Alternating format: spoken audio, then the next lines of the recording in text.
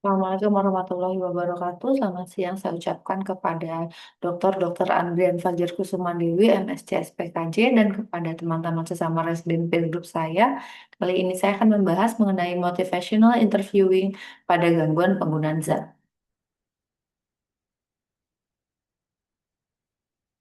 Latar belakang dari presentasi ini adalah karena penyalahgunaan zat adalah masalah global dengan sekitar 30 hingga 35 juta individu diperkirakan memiliki gangguan penggunaan zat.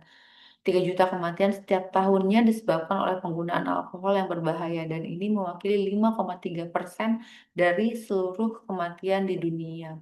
Penyalahgunaan zat sendiri merujuk pada konsumsi narkoba atau alkohol yang dapat memiliki berbagai efek pada pikiran dan tubuh. Penyalahgunaan zat dapat memiliki sejumlah konsekuensi, termasuk kecanduan, masalah kesehatan fisik dan mental, serta masalah sosial dan hukum. Saya akan spesifik membahas mengenai motivational interviewing.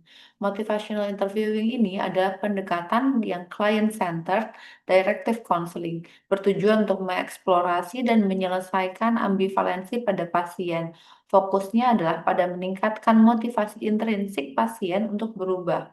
Ini berbeda dengan pendekatan konfrontatif klasik, di mana pada adiksi biasanya eh, di mana ini berbeda dengan pendekatan konfrontatif klasik, di mana sifatnya pada motivational interviewing ini tidak menghakimi, tidak memaksa perubahan, dan menghargai otonomi dari pasien itu sendiri. Harapannya akan terbentuk ambivalensi pada pasien. Motivational interviewing ini pada SUD sangat relevan karena seringkali pasien berada dalam kondisi ambivalensi, di mana pasien mengetahui bahwa hal ini buruk tetapi belum siap untuk berhenti. Dan banyak juga pasien hanya berada pada tahap kontemplasi. Motivational interviewing bekerja dengan menggeser pasien dari ambivalensinya itu ke readiness to change. Penerapan motivational interviewing ini didasarkan pada 4 elemen kunci yang dikenal sebagai spirit of motivational interviewing. Pertama adalah adanya partnership atau kemitraan.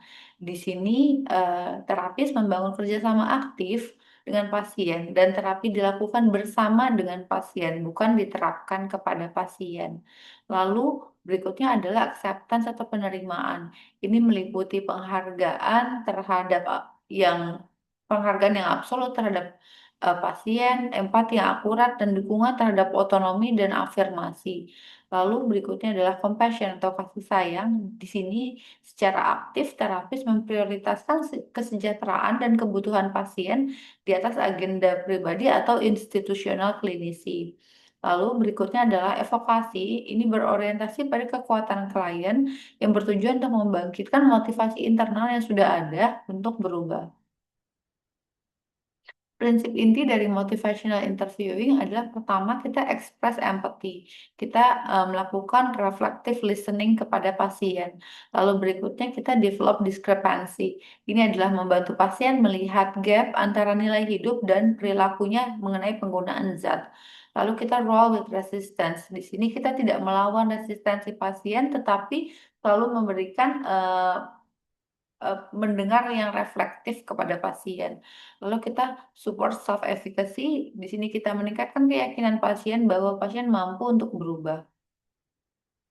Proses dari motivational interviewing ini terdiri dari 4 proses utama, yaitu engaging. Di sini kita membangun fondasi, membangun hubungan kerja yang membantu, empatik, dan terkoneksi dengan pasien. Lalu berikutnya adalah focusing. Kita berkonsentrasi pada agenda spesifik atau menargetkan perubahan perilaku tertentu yang sudah disepakati. Proses ketiga adalah evoking atau membangkitkan.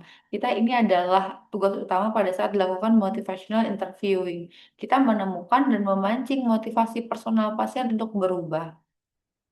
Lalu proses terakhir adalah planning. Di sini kita merencanakan dan melibatkan pengembangan komitmen terhadap perubahan dan perumusan rencana tindakan konkret yang mungkin perlu direvisi dari waktu ke waktu. Keempat proses ini sifatnya saling tumpang tindih, berurutan, dan rekursif. Keterampilan terapis yang baik untuk dimiliki pada saat melakukan motivational interviewing adalah kita selalu memberikan open-ended questions. Kita mencegah pasien memberikan jawaban hanya iya dan tidak, tetapi memberikan pertanyaan terbuka. Seperti contohnya, ceritakan tentang hubungan Anda dengan zat ini. Menurut Anda bagaimana dengan penggunaan zat ini? Seperti itu. Lalu berikutnya adalah kita memberikan afirmasi. Kita menyoroti kekuatan dan usaha pasien di masa lalunya. Kita menyadari bahwa pasien sudah berusaha sampai di tahap ini sudah merupakan usaha keras dari pasien untuk mengurangi konsumsi zat aditif yang dilakukannya. Lalu di summaries kita akan merangkum elemen-elemen krusial dan ambivalensi sebelumnya dan merencanakan transisi ke tahap berikutnya. Setelah itu kita akan memberikan refleksi, kita mendengarkan secara reflektif untuk mengarahkan percakapan dan mengembalikan makna kepada pasien.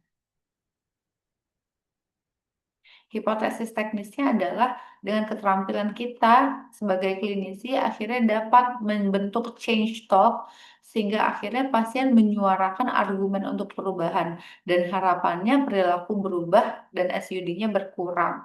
Lalu di hipotesis relasionalnya adalah harapannya dari empati kita sebagai terapis dapat akhirnya membentuk aliansi terapeutik pada kondisi aman pasien dan akhirnya akan menyebabkan perubahan perilaku dan penggunaan SUD pada pasien.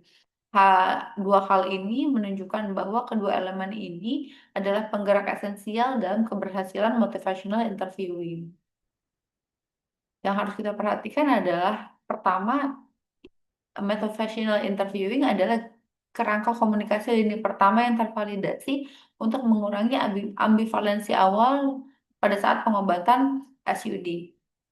Sangat krusial pada fase engaging ini bagi pasien untuk membentuk aliansi terapeutik. Lalu dilihat dari efektivitasnya, efek dari motivational interviewing ini sebanding dengan intervensi standar lainnya. Jadi motivational interviewing ini bukan merupakan peluru ajaib, namun ini juga memberikan perlindungan krusial terhadap saat-saat di mana fase putus obat bisa terjadi. Indikasi yang dapat kita berikan motivational interviewing adalah pada pasien-pasien yang memiliki ambivalensi, motivasi yang rendah, dan relapse yang berulang. Demikian presentasi saya mengenai motivational interviewing. Berikut adalah referensi yang saya gunakan. Terima kasih atas perhatiannya. Mohon bimbingan dan arahannya Dr. Rian. Matur nuwun.